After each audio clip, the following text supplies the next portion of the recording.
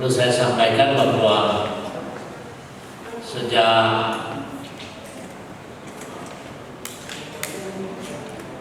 pertengahan Maret, sejak pertengahan Maret ataupun awal Maret,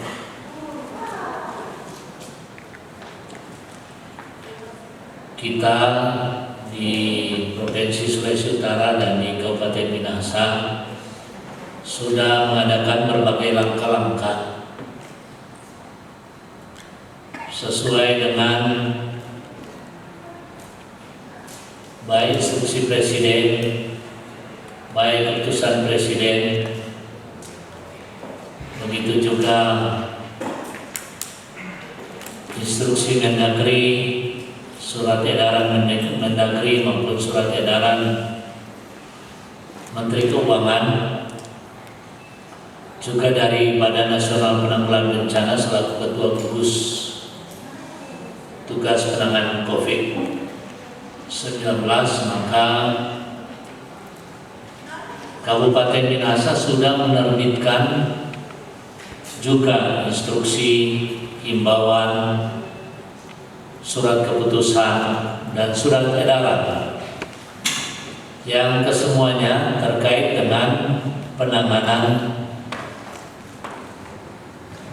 penyebaran virus COVID-19 ini. Mulai dari instruksi kepada seluruh sekolah-sekolah yang ada yang menjadi tanggung jawab kita pemerintah kabupaten, instruksi belajar dari rumah, dan kita sudah terapkan seharusnya berakhir 31 Maret, jadi 1 April sudah masuk sekolah, tapi kita sudah memperpanjang. Kembali kita memperpanjang instruksi ini dengan batasan. Kita tidak memberi batas, artinya kita memberi batasnya sesuai siaga dan tanggap darurat. Artinya bahwa ketika kondisi masih terus berkembang, maka tentu anak-anak kita yang kita anjurkan belajar dari rumah tetap dilanjutkan. Apalagi oleh Kementerian Pendidikan meniadakan ujian nasional untuk tahun ini, dan tentu kita sudah menyesuaikan untuk itu. Berikut juga himbauan kepada seluruh warga untuk jarak sosial yang kita kenal dengan social distancing, ya. Dan surat edaran termasuk di dalamnya juga menindaklanjuti surat edaran Menpan untuk kerja dari rumah, dan kita juga sudah juga mengeluarkan surat keputusan untuk kerja dari rumah, surat edaran, malah sudah diperpanjang. Awalnya berakhir tanggal 17 April nanti, tapi kita perpanjang kembali. Awalnya berakhir tanggal 31 Maret, tapi kita perpanjang kembali yang kerja dari rumah ini. Disesuaikan juga dengan surat edaran Menpan, yaitu kalau saya tidak salah tanggal 21 April, ya. Jadi kita kembali akan melihat perkembangan. Dan langkah-langkah yang sudah kita lakukan selain surat edaran, himbauan, instruksi, kita juga sudah mengambil langkah-langkah, yaitu rehab rumah sakit, ya. kita harus akui bahwa di Rumah Sakit Samratulangi Tondano sebelum kita siapkan tidak ada ruang isolasi khusus, dan saat ini Tuhan berkenan sampai besok bisa selesai yang 3 tempat tidur, dan minggu depan ketambahan 7 tempat tidur. 1 pasien PDP yang saat ini ada itu dirawat di ruang VIP, ya, ruang VIP. Di samping itu, kita juga sudah mengambil langkah untuk 23 puskesmas yang ada di Kabupaten Minahasa, 22 yang sudah berfungsi, 1 yang baru selesai kita bangun. Dari 22 puskesmas yang ada 8 puskesmas yang bisa rawat inap. Dari 8 puskesmas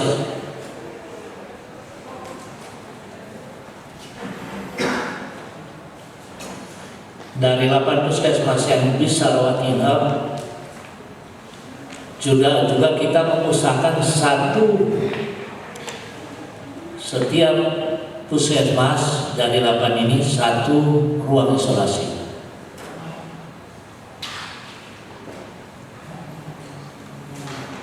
Dan yang 14 puskesmas kita maksimalkan minimal ketika ada keluhan dan mereka melapor ke puskesmas tersebut, itu bisa ditangani dan bisa langsung dirujuk apakah ke Rumah Sakit Umum Samratulangi Tondano atau ke Rumah Sakit RS Sukando.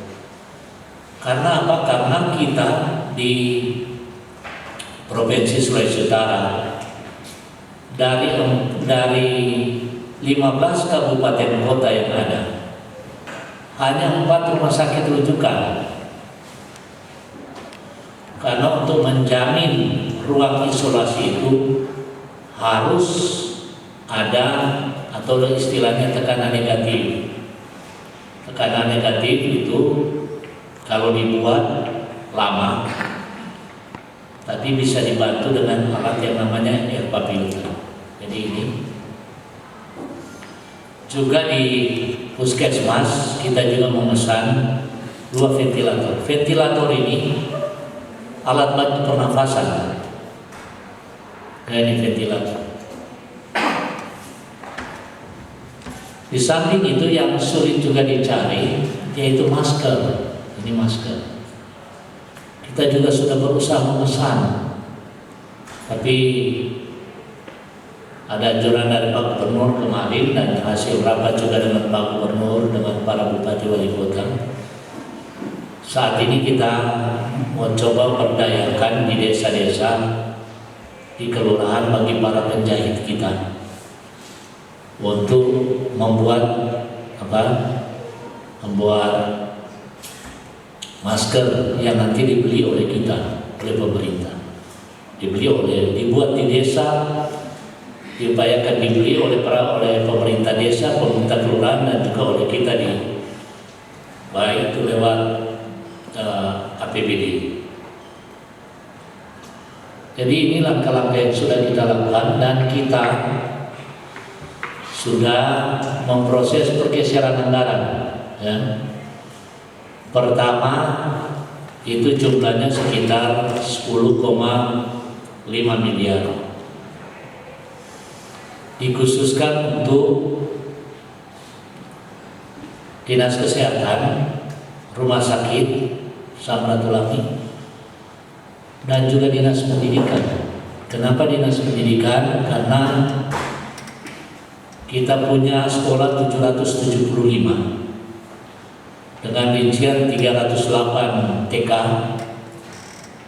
344 SD, 103 SMP.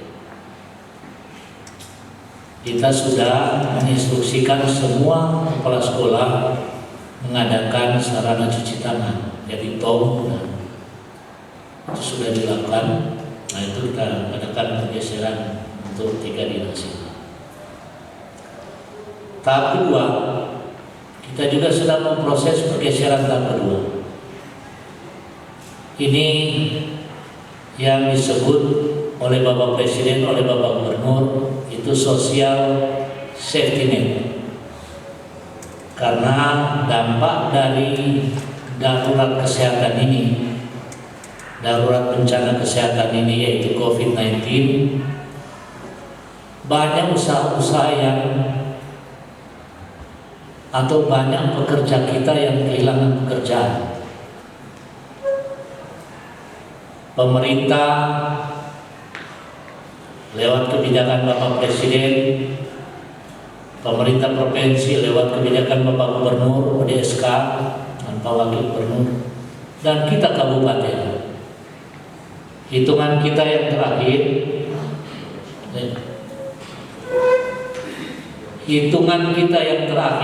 untuk revisi kita untuk total nanti belanja ada sekitar 12 miliar lebih, 12,5 miliar yang diperuntukkan untuk bantuan-bantuan sosial, termasuk di dalamnya ya, yang diperuntukkan untuk keluarga prasejahtera. Ada selisih yang menerima BNPT dan menerima PKH. Ada selisih yang belum tercover, kira-kira 23.000 kakak. Itu kita akan beri bantuan. Termasuk kita juga akan memberikan bantuan yang lansia dan disabilitas. Ya. Jadi yang selisih tadi yang lebih kurang 23.000 itu di dalamnya ada ojek, ya, ada sopir, ada kusir bendi. Karena pergerakan ini kan hampir tidak ada, ya. Kita melarang bepergian, tentu usaha mereka terganggu, pendapatan mereka terganggu, setoran aja tidak cukup, tidak capai. Jadi total semua yang kita anggarkan atau kita geser untuk yang kedua itu lebih kurang 12,52 miliar. Bukan tidak mungkin ada pergeseran yang ketiga. Dalam pembahasan pergeseran anggaran kami juga melibatkan pihak kejaksaan, juga pihak kepolisian.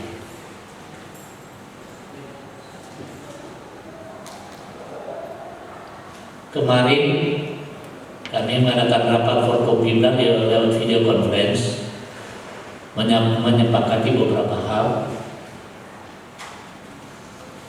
Yang pertama, betul-betul lebih tegas lagi mensosialisasikan masalah jarak sosial. Yang kedua, mulai jam 6 sore, jam 7 malam menyarankan kepada warga untuk tidak lagi berkumpul. Ya, kalau datang di rumah makan, kalau boleh disarankan beli dan bawa di rumah, gitu ya. Kalaupun ada yang terpaksa duduk dalam ruang makan, dibatasi dan diatur juga jarak. Berikut yang perlu sangat tegas, kita harus menyampaikan bersyukur sampai saat ini ada 3 PDP dari 1.670 warga yang pulang atau mengadakan perjalanan terhitung sampai hari ini, ada 38 yang ODP, ya. Belum ada satu yang positif warga di Kabupaten Minahasa. Mudah-mudahan ke depan demikian. Tetapi yang betul-betul harus betul-betul kita disiplin dan tegas mengatakan bahwa bagi mereka-mereka yang baru pulang, tolong betul-betul isolasi diri. Kalau orang sayang orang keluarga, kalau yang bapak yang pulang, kalau sayang itu istri dan anak, sayang itu orang tua, sayang itu tetangga dan lain-lain, isolasi diri. Karena memang ini nggak ada di orang, dan yang datang yang kena, yang dari luar yang bawa. 3 yang positif karena mereka mengadakan perjalanan itu Sulawesi Utara.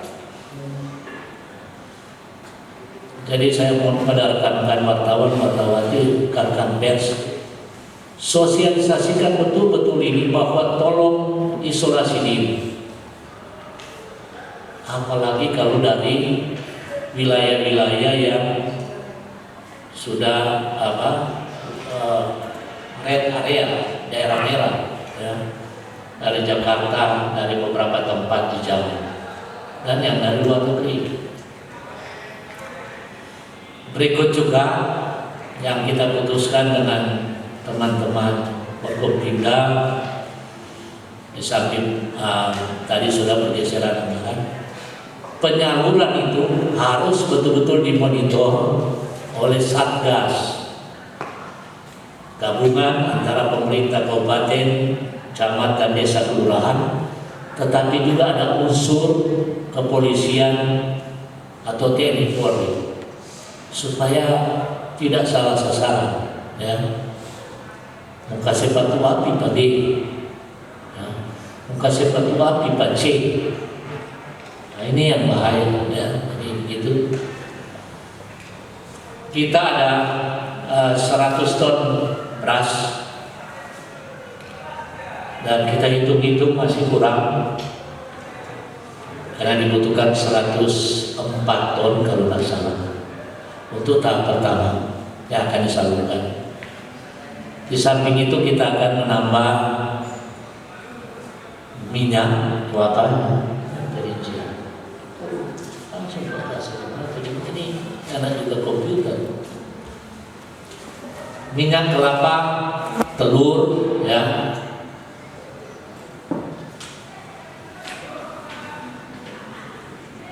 Ini yang kita akan bagikan, termasuk super mie. Kita akan bagikan. Rencana tahap pertama ini kita usahakan kalau memungkinkan sebelum Jumat Agung, sebelum Paskah, dan juga tentu kita berupaya sebelum mulai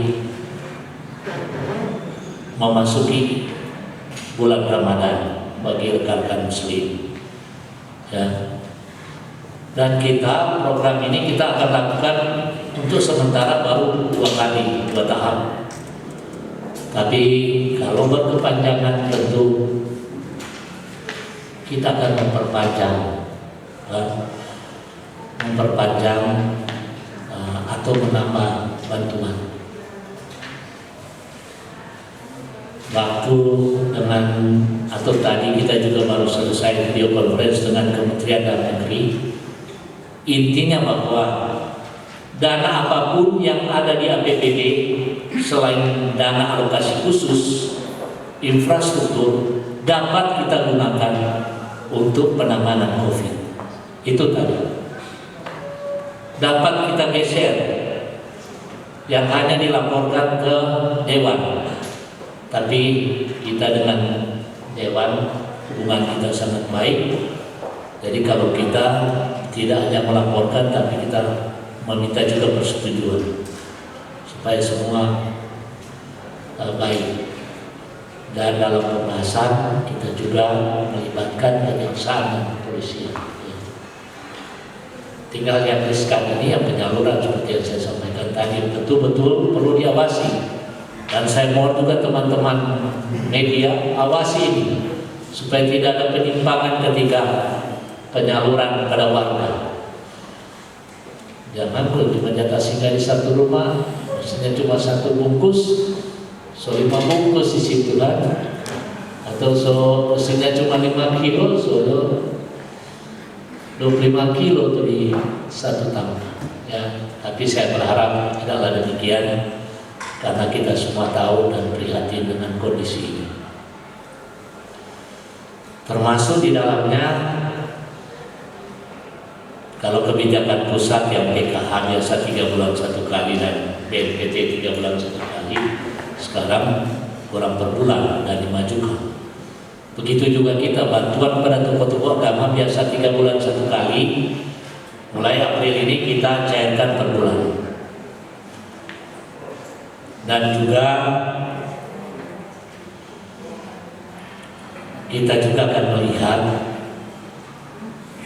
karena yang bantuan tokoh-tokoh agama biasanya cuma ketua masjid, ketua jemaah, ketua stasi, atau ketua sidang. Kita sedang menghitung apakah memungkinkan semua petugas keagamaan yang ada, karena mungkin yang terbatas pastor, yang pastor biasanya membawahi 2-3 stasi. Tapi kalau gereja dan gembala kan, gereja ada yang 1 pendeta, 1 gereja 2-3 pendeta, atau begitu juga. Jadi saya kurang terlalu tahu kalau di masjid. Tapi intinya kita sedang menghitung apakah juga bisa kita berikan kepada petugas-petugas keagamaan selain ketua jemaat, selain ketua masjid, selain ketua stasi. Berikut kita juga sudah mengadakan pembatasan. Jadi dengan sangat berhati-hati mengatakan pembatasan untuk pasar. Ya. Dengan sangat berhati-hati. Kenapa? Contoh pasar Tordano yang biasanya 6 kali, kita perkecil awalnya 2 kali, tapi dalam pertimbangan akhirnya minggu ini kita tetapkan mulai untuk 3 kali. Lamongan juga 3 kali, yang lain-lain 2 kali, Tateli 3 kali. Jadi yang awalnya tiap hari kita batasi hanya 3 kali. Awalnya ada yang 3 kali kita bikin 2 kali, tapi ada yang 3 kali tetap kita tahan 3 kali. Contoh Lamongan yang 3 kali tetap 3 kali.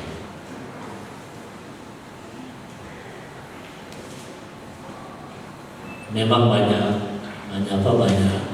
permohonan kalau boleh malah ditambah. Tapi pertimbangannya begini, Bapak Ibu sekalian. Sedang ibadah di gereja dan di masjid, orang bikin di rumah. Orang patuh, masa di pasar orang yang boleh patuh? Coba bayangkan kalau ada 1 saja yang bertakut-takutan di pasar, mau jadi apa tuh? Sedang gereja saja dari Sinode Gemim, sekitar Gemim ada yang Gemim, mengancur 2 minggu ini orang masuk gereja cuma di rumah, dan minggu ini lagi di rumah, dan mungkin baru pertama kali terjadi, kecuali orang sakit, rencana Jumat Agung di rumah. Kita patuh, masa mau mengatur di pasar orang tidak patuh, gitu ya. Cuma memang saya menginstruksikan pada perangkat berbagai agama ini, ya pun sulit dicari, tapi sebelum mereka masuk pasar, sebelum penjual masuk, semprot di pasar. Ketika penjual masuk, ya diatur warga yang mau belanja, dan setelah semua bubar di pasar juga disemprot. ya, itu protapnya. Nah ini mudah-mudahan ini dilakukan. Kalau tidak dilakukan, tolong teman-teman wartawan lapor. Begitu juga di kedukaan. Kami memang belum membatasi mesti berapa jam, tapi kalau memang positif COVID sudah ada protapnya. Tapi kedukaan diupayakan setiap pagi sebelum ada pelayan datang semprot. Di desa sudah dianjurkan begitu. Sebelum ibadah pemakaman semprot, setelah ibadah juga semprot, begitu. Dan yang datang juga protap harus jalankan. Jadi hal-hal ini yang kita berupaya lakukan, ya. Kita berupaya lakukan. Namun teman-teman sekalian untuk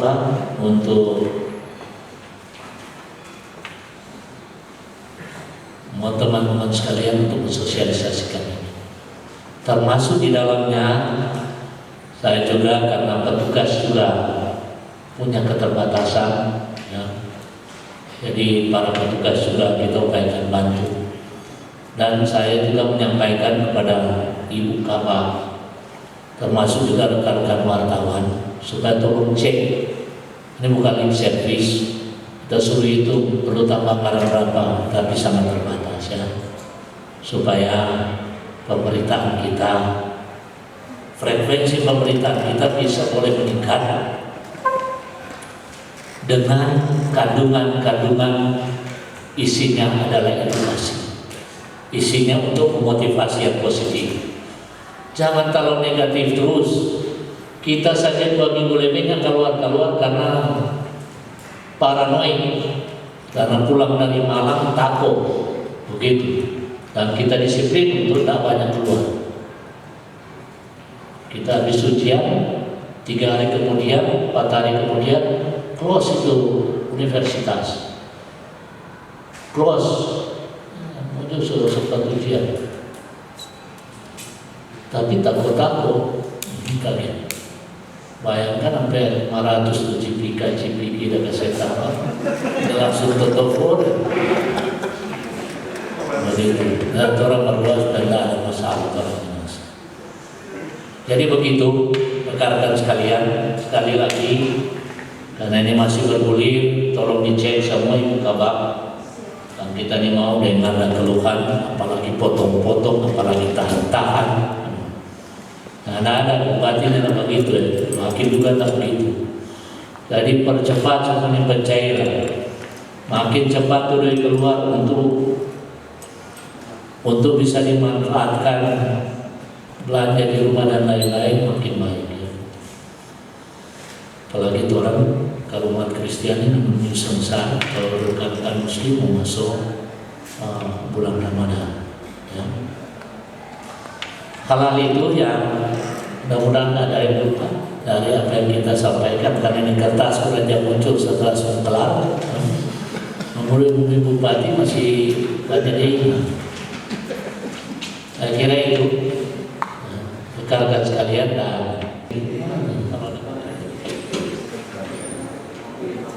penyaluran di desa apakah langsung hanya lewat bantuan atau langsung, ya tetap juga lewat pemerintah desa dan kelurahan, karena tamukannya ada Babin Kamtimas dan Babinsa, ada Polsek, ada Koramil, juga ada teman-teman wartawan, ada juga LSM yang diminta atau tidak diminta pasti akan mengawasi, ya pasti akan mengawasi, karena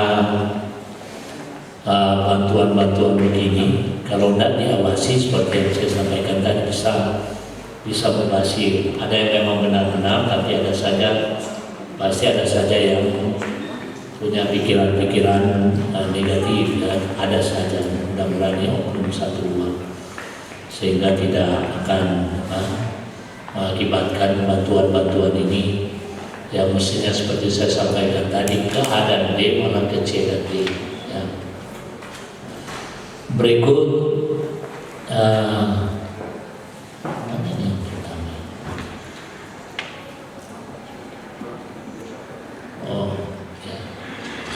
dana desa, ada juga surat edaran dari Menteri Desa ya untuk dana desa. Dan di dana desa itu ada yang namanya dana darurat. Jadi kita juga menginstruksikan menyesuaikan edaran Menteri bahwa darurat dalam hal ini contoh pengadaan masker ya, masker dan alat semprot dan disinfektan. Kita berupaya di desa juga mengadakan sendiri, begitu. Jadi itu sesuai kemampuan dana di desa, baik itu dari ADD maupun DD. DD ada dana bencana bervariasi, di tiap desa ada 2 sampai 5 juta bervariasi. Sesuai, tentu tidak harus dihabiskan, tapi kalaupun memang ini kurang, kita bisa dari dana alokasi dana desa. Berikut yang isolasi mandiri. Saya menyampaikan tadi, saat ini sampai tertanggal hari ini sudah 1.670 yang pulang kampung, yang mengadakan perjalanan yang pulang kampung. Tadi ada usulan isolasi mandiri di gedung apa kita ini, di dekat stadion. Benar, itu kita sudah menyampaikan kepada yang tinggal di situ saat ini, sewaktu-waktu kita kosongkan untuk menjadi tempat darurat. Pak Gubernur juga sudah menyiapkan diklat. Ada Bapelkes, ada diklat provinsi, ada diklat kesehatan. Tapi memang kalau menampung semua, memang ini kesulitan. Makanya protap ketika mereka turun dari pesawat, karena umumnya dari pesawat, itu sudah dijalankan, periksa dan lain-lain. Tapi semua kita tahu bahwa gejala ini bisa saja muncul di hari ke-14 ketika dia sudah di rumah, seperti yang disampaikan tadi. Makanya kita tadi menyampaikan yang betul-betul kita stressing, minta kepada yang bersangkutan untuk isolasi, betul-betul isolasi mandiri di rumah. Kalau enggak, nyata mampu tuh mau tampung. Nggak mampu, ini cuma 40 kamar itu ya, pulang itu. Diklat juga nggak sampai 100 kalau nggak salah. Jadi ini yang sangat berat bagi kita, yang sangat berat, sehingga kita berharap betul-betul kita sendiri yang mengatur, contoh di rumahnya. Memang ya kalau ada keterbatasan, umumnya kan tenaga kerja kita di luar yang pulang ada keterbatasan, misalnya di rumah cuma 2 kamar atau itu ya, ini kesulitan kan memang. Orang betul-betul minta memang kalau mudah-mudahan memang nyanda ada yang ada orang yang pulang ini, yang dia pulang. Dan kita memang sudah menyiapkan itu, tapi memang sangat terbatas. Akan melihat kondisi, kalau ada saja 1-2 yang begitu kita langsung angkat, satu rumah kita langsung angkat sesuai dengan ini protap.